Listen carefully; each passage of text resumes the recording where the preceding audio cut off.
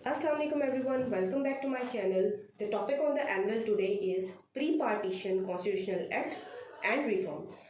आज इस लेक्चर में हम स्टडी करेंगे सबसे पहले तो कि जब सब कॉन्टिनेंट ब्रिटिश के अंडर था तो वहाँ पर ईस्ट इंडिया कंपनी ने रूल किया तो कब से कब तक किया, और क्राउन के अंडर जब ब्रिटिश क्राउन के अंडर सब कॉन्टिनेंट आया तो उन्होंने वहाँ रूल किया तो कब से कब तक किया। और जो मेन चीज़ हमने इस लेक्चर में पढ़नी है वो पार्टीशन से पहले मीन्स ब्रिटिश क्राउन के अंडर जब सब कॉन्टिनेंट आ गया था तो उन्होंने वहाँ पे कौन सी कॉन्स्टिट्यूशनल डेवलपमेंट्स की, कौन से एक्ट्स जो है वो बने, कौन से रिफॉर्म्स हुए जो कि डायरेक्ट ऑब्वियसली ब्रिटिश पार्लियामेंट से बनकर आते थे। ठीक है, इसके प्रोज एंड कॉन्स हम कुछ देखेंगे।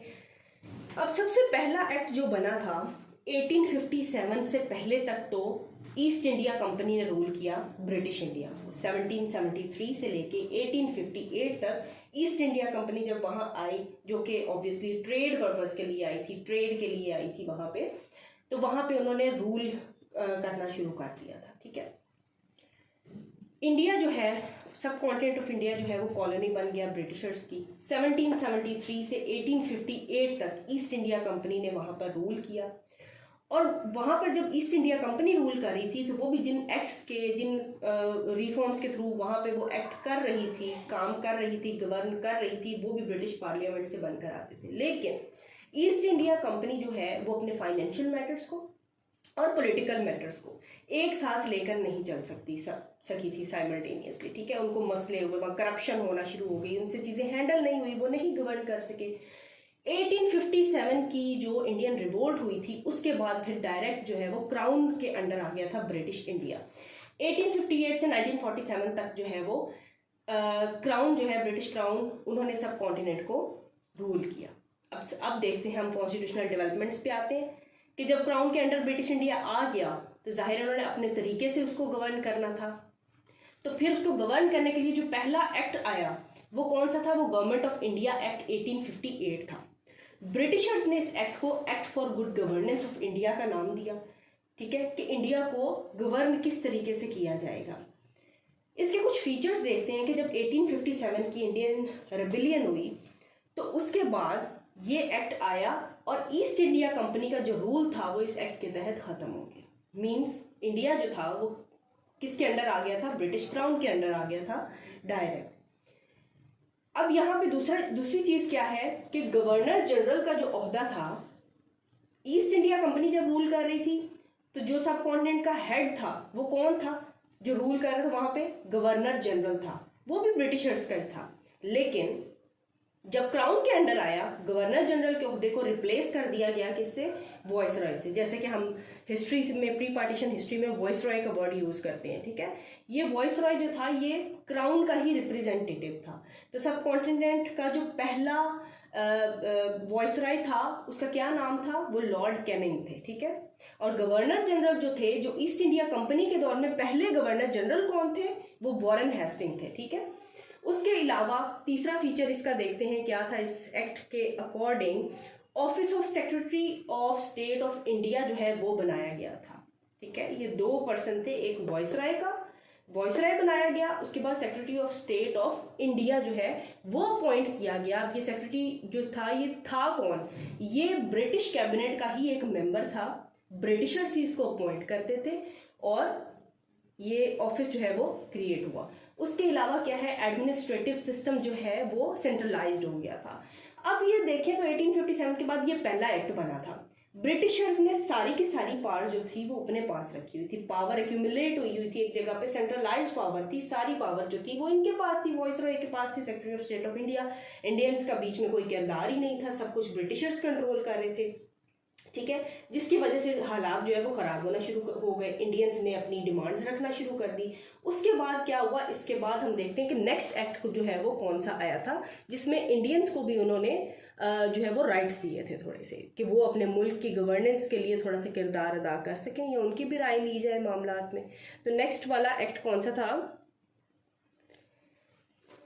अगला एक्ट जो बना था वो था इंडियन काउंसिल एक्ट 1861। अब इस एक्ट में जो है ना वो पावर को थोड़ा सा डिसेंट्रलाइज किया गया था। ठीक है, पावर कैसे डिसेंट्रलाइज हुई कि इंडियंस को भी गवर्नेंस में जो है वो पार्टिसिपेशन का राइट मिल गया था थोड़ा सा। जाहिर है उनके मुल्क की बात है, तो जब वो इस चीज़ पे सवाल उठाते थे तो फिर उसके बाद जो है वो इंडियन काउंसिल एक्ट आया 1861 का।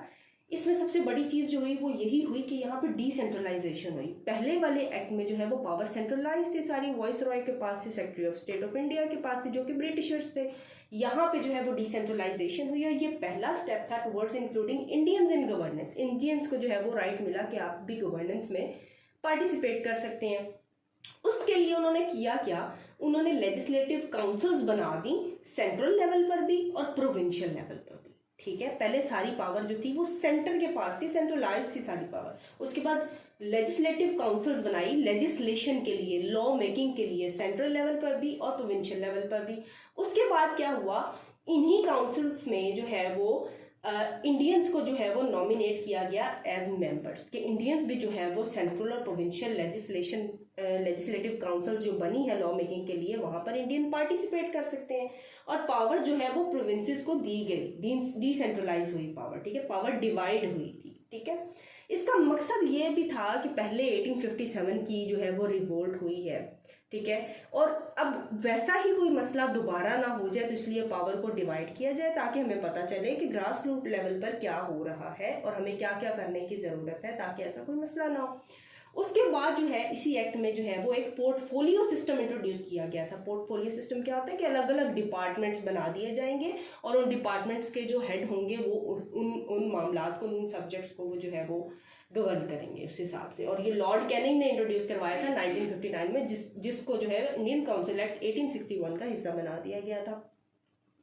उसके बाद क्या आ जाता है, इंडियन काउंसिल एक्ट 1892 आया। ठीक है, अब ये भी इसी की जो है ना आगे इसी को इम्प्रूव करने के लिए एक बना था इंडियन काउंसिल एक्ट 1892। इसमें क्या था, ये जो लेजिस्लेटिव काउंसिल्स ऊपर बनी हुई थी उसके मेंबर्स की जो तादाद थी ना, बस वो बढ़ा दी गई थी। मतलब पहले मेंबर्स की तादाद कम थी।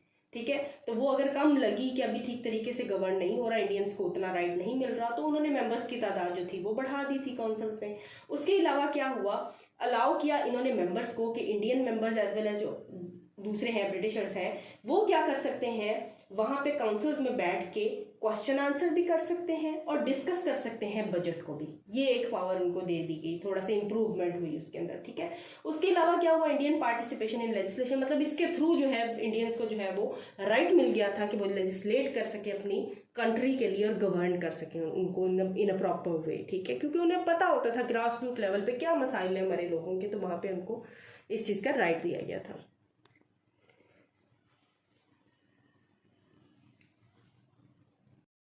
उसके बाद आता है मिंटो मॉर्ले रिफॉर्म, जिसको हम मॉर्ले मिंटो रिफॉर्म्स भी कहते हैं। अब जो मॉर्ले और मिंटो हैं ये दो अलग अलग पर्सन हैं। मॉर्ले जो है वो है secretary of state of India था उस वक्त में। ये जो मिंटो मॉर्ले रिफॉर्म्स आए थे इसको हम गवर्नमेंट ऑफ इंडिया एक्ट 1909 भी कहते हैं। और उस वक्त जो है वो मॉर्ले जो था वो secretary of state of India था और मिंटो जो था वो वॉइसरॉय था। ठीक है, मिंटो को जो है वो फादर ऑफ कम्युनल इलेक्टोरेट भी इसमें कहते हैं, और क्यों कहते हैं ये मैं आगे जाके आपको बताती हूँ। अब मिंटो मॉर्ले रिफॉर्म्स आए क्यों थे, इसका बैकग्राउंड क्या है कि जो इंडियन लीडर्स थे ना, पॉलिटिकल पार्टीज के जो लीडर्स थे इंडियंस, वो डिमांड कर रहे थे पॉलिटिकल रिफॉर्म्स। ठीक है, अपना थोड़ा सा पार्टिसिपेशन को इम्प्रूव करना चाहते थे, बढ़ाना चाहते थे। तो मिंटो मॉर्ले रिफॉर्म्स आए 1909 में, जिसको हम गवर्नमेंट ऑफ इंडिया एक्ट 1909 भी कहते हैं। इसके फीचर्स क्या थे, इनमें मेन जो है वो कौन कौन सी कॉन्स्टिट्यूशनल डेवलपमेंट्स हुई थी। सबसे पहले तो जैसे कि पहले हमने दो एक्ट्स में देखा है, लेजिस्लेटिव काउंसिल्स के साइज को बढ़ा दिया गया था, सेंटर लेवल पे भी और प्रोविंशियल लेवल पे भी पार्टिसिपेशन को बढ़ा दिया गया था। पहले जहां पे मेंबर्स 16 थे वहां मेंबर्स जो है वो 60 हो गए थे। यहाँ 61 मैंने लिखा है, बाय मिस्टेक लिखा गया है, 60 हो गए थे। ठीक है, उसके बाद दूसरी चीज क्या हुई थी, Indians are allowed to join executive councils. पहले लेजिस्लेटिव काउंसिल्स थी जो प्रोविंशियल लेवल पे भी थी, सेंटर लेवल पे भी थी, लेकिन एग्जीक्यूटिव काउंसिल से क्या मुराद है, एग्जीक्यूटिव काउंसिल से मुराद है जो वॉइसरॉय की जो है वो कैबिनेट होती थी या काउंसिल होती थी और गवर्नर की होती थी, उसका मेंबर बनने के लिए भी इंडियंस को अलाउ कर दिया गया था कि आप वहां पर भी जो है वो लॉ मेकिंग कर सकते हैं।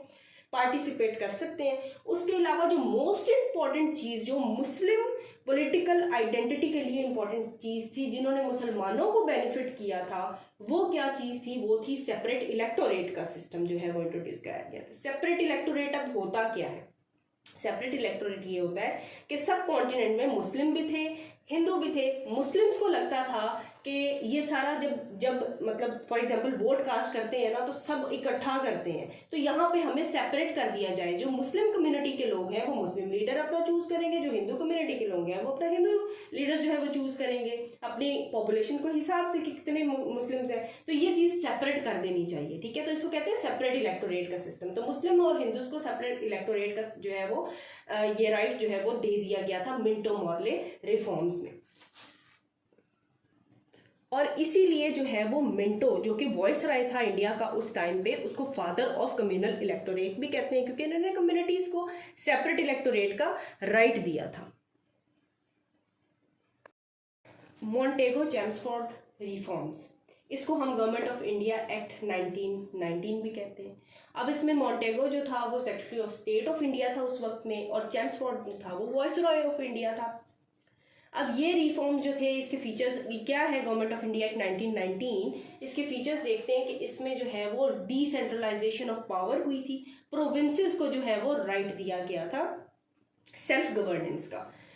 डियार्की सिस्टम जो है, इसमें मोस्ट इंपॉर्टेंट चीज जो समझने वाली है ना, वो है डियार्की सिस्टम इंट्रोड्यूस करवाया गया था। लेकिन कहाँ पे करवाया गया था, ये चीज माइंड में रखनी है। प्रोविंसेस में करवाया गया था, सेंटर में नहीं करवाया गया था। डियार्की सिस्टम क्या होता है? डबल रूल जिसको कहते हैं। प्रोविंसेस में डबल रूल होगा। किस किस का डबल रूल होगा, कैसे होगा वो? एक तो डियार्की सिस्टम अब क्या है, रिजर्व सब्जेक्ट्स होंगे और ट्रांसफर्ड सब्जेक्ट्स होंगे। रिजर्व सब्जेक्ट्स वो हैं जो ब्रिटिश अपने अंडर रखेगा। अब गवर्नर जो था प्रोविंस का, वो ब्रिटिशर था, ठीक है, और ब्रिटिश उनको अपॉइंट करते थे। तो रिजर्व सब्जेक्ट्स मतलब कौन कौन सी चीजें जो हैं प्रोविंसेस में कि उसके ऊपर लेजिस्लेशन होगी, वो किसके कंट्रोल में रहेगी? जो रिजर्व सब्जेक्ट्स होंगे प्रोविंसेस में, वो गवर्नर खुद उसके ऊपर लेजिस्लेशन करेगा, वो गवर्नर के अंडर कंट्रोल होंगी, वो बताएगा कि ये चीजें ऐसे ऐसे। इंपॉर्टेंट जो सब्जेक्ट्स थे ना, उन्होंने अपने पास रख लिए थे, ठीक है।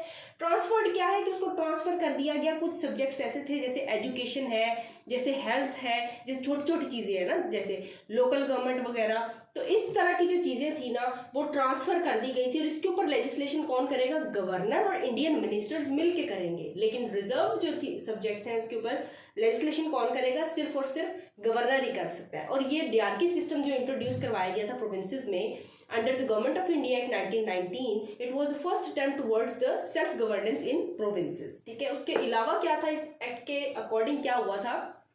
पहली दफा सेंटर में बाई कैमरल लेजिस्लेशन जो था वो आया था। बाई कैमरल लेजिस्लेशन क्या होता है कि दो हाउसेस थे, एक लेजिस्लेटिव असेंबली बनाई गई सेंटर में, यहाँ सेंटर की बात हो रही है, ठीक है, सेंटर में, और दूसरा क्या था, दूसरा हाउस कौन सा था? काउंसिल ऑफ स्टेट्स का।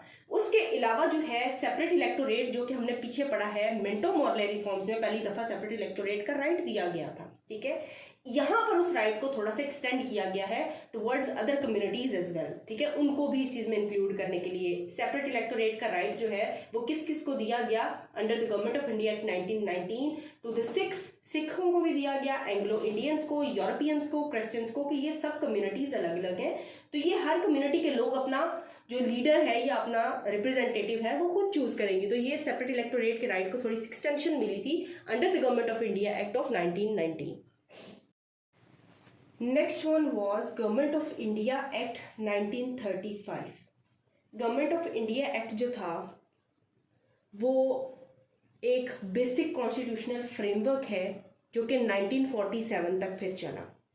मतलब ये एक तरह का कॉन्स्टिट्यूशन था तब, ठीक है, और इसी ने जो है वो इन्फ्लुएंस किया था बाद में कॉन्स्टिट्यूशनल सिस्टम ऑफ इंडिया और पाकिस्तान। मतलब आफ्टर पार्टीशन जब पाकिस्तान इंडिया अलग अलग हो गए थे, तो जो उनको इंटरम कॉन्स्टिट्यूशन की ज़रूरत पड़ी थी कि हमने अपनी अपनी कंट्रीज़ को अब कैसे गवर्न करना है। अब हम जो है वो सेल्फ गवर्नमेंट है हमारी, अब हम दोनों स्टेट्स जो है वो अलग अलग हो गए हैं, तो जाहिर है उनको एक दफ़ा गवर्न करने के लिए कॉन्स्टिट्यूशन की ज़रूरत थी। तो जब तक अपना कॉन्स्टिट्यूशन ड्राफ्ट नहीं कर लेते तब तक उन्होंने गवर्नमेंट ऑफ इंडिया एक्ट 1935 जो था उसको एज एन इंटरम कॉन्स्टिट्यूशन जो है वो अडॉप्ट किया था, और उसी से बहुत सारी प्रोविजंस लेके जो है उन्होंने अपना कॉन्स्टिट्यूशन 1956 का हमने पहले ड्राफ्ट किया था, ठीक है।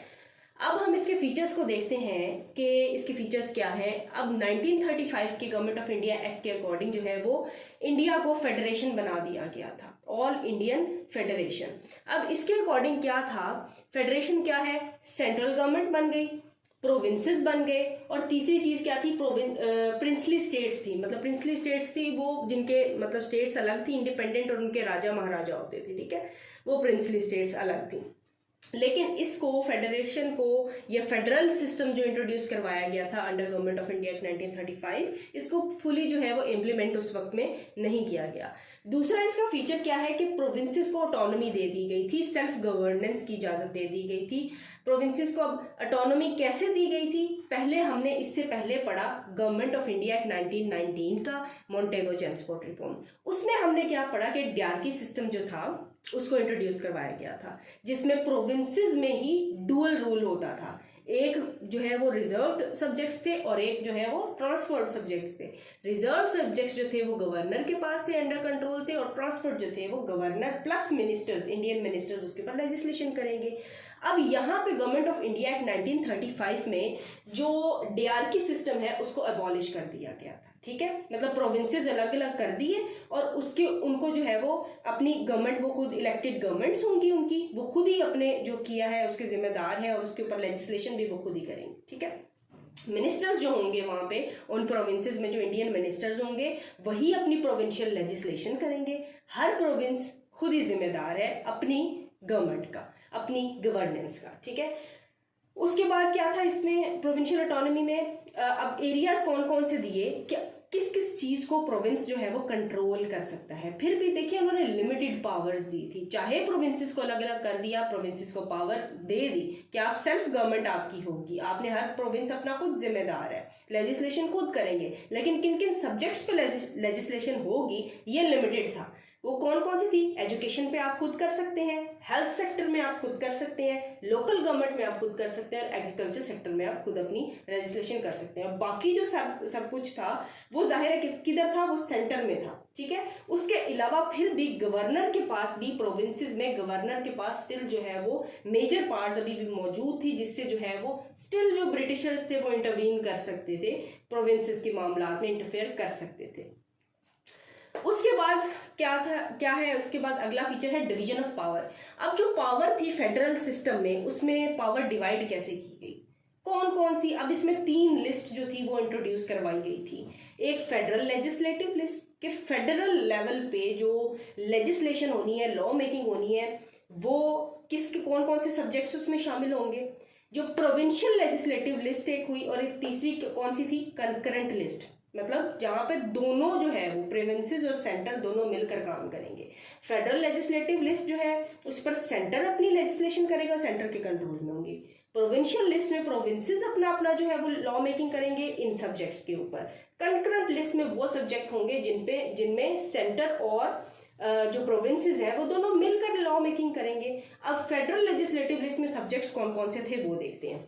मतलब सेंटर, मतलब फेडरल लेवल पे जो है वो लॉ मेकिंग होगी, किन किन सब्जेक्ट्स पे, अंडर कंट्रोल ऑफ ब्रिटिशर्स था ये, डिफेंस, फॉरेन अफेयर्स, करेंसी के जो मामलात हैं, और रेलवेज के जो मामलात हैं, ये कहाँ रहेगा, ये सेंटर के पास रहेगा। प्रोविंशियल लिस्ट में वो कौन कौन से सब्जेक्ट्स आ गए, एजुकेशन, हेल्थ, पुलिस के या एग्रीकल्चर के, ये प्रोविंसेस अपना अपना खुद जिम्मेदार होंगे।